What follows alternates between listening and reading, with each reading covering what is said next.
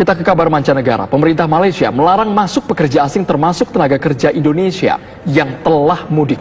Kebijakan ini dilakukan untuk mencegah peningkatan kasus COVID-19 di Malaysia. Para pekerja migran Indonesia dilarang masuk ke Malaysia hingga batas waktu yang belum ditentukan. Menteri Senior Pertahanan Malaysia menegaskan para TKI yang telah meninggalkan Malaysia sebelum Hari Raya Lebaran juga tidak bisa kembali ke Malaysia. Hal ini dilakukan untuk mencegah peningkatan kasus COVID-19.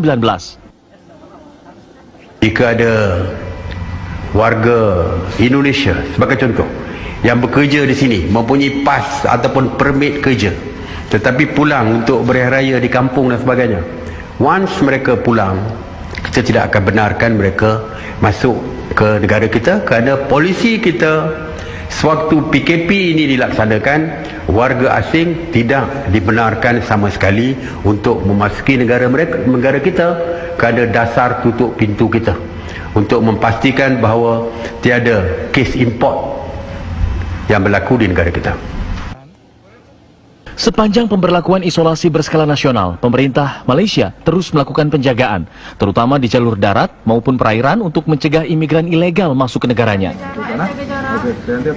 Sepanjang bulan Mei, aparat Malaysia berhasil menangkap 327 imigran ilegal dan 41 tekong serta menyita 7 kapal. Dari Kuala Lumpur, Malaysia, Dimas Purnomo, TV One mengabarkan. Di beberapa PC saya yang lepas, bahawa kerajaan memandang serius dari segi kemasukan parti ataupun pendatang tanpa izin ini, terutamanya melalui lorong-lorong tikus. Ya, dan kita merasakan bahayanya apabila selepas hari raya nanti takut ada yang pulang. Kerana polisi kita jelas. Polisi kita adalah apabila rakyat negara warga asing pulang ke tanah air mereka tidak boleh pulang semula ke Malaysia sewaktu PKP ini.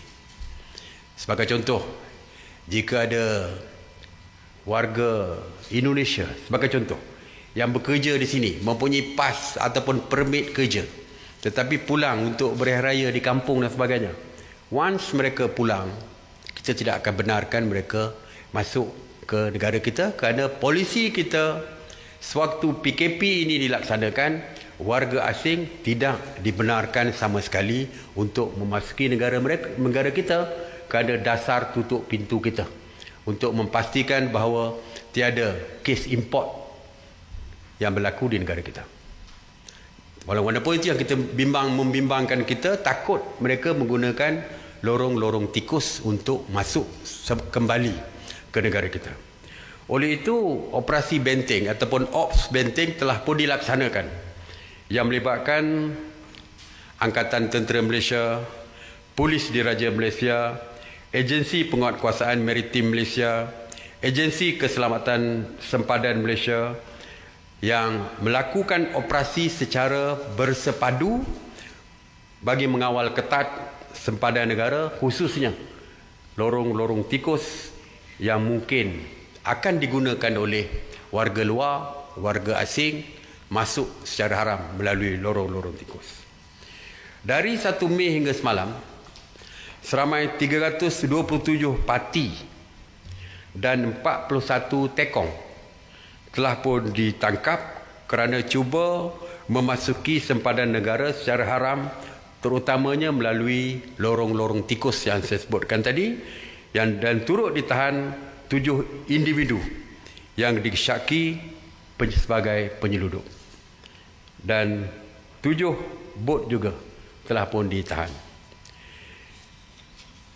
Dia ada 2 konsep, ya. Yang dah masuk, terlepas masuk, kita akan tangkap dan dihantar ke balai polis lah, dia boleh ditangkap.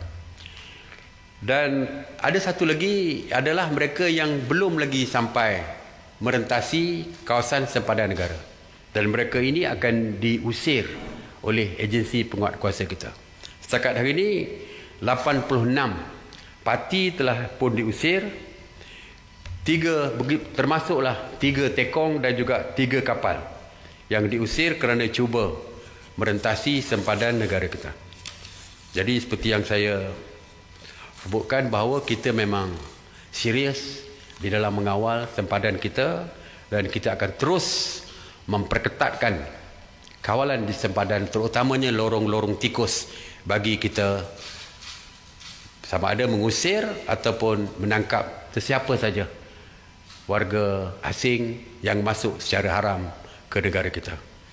Ini bagi kita menyekat, bukan saja dari segi seperti biasa kita akan sekat warga asing ini, tetapi lebih bahaya dalam keadaan sekarang apabila COVID-19 ini agak serius di beberapa jiran kita, di negara-negara jiran kita. Jadi kalau mereka masuk, kita bimbang akan menghasilkan satu kluster baru, iaitu kluster import.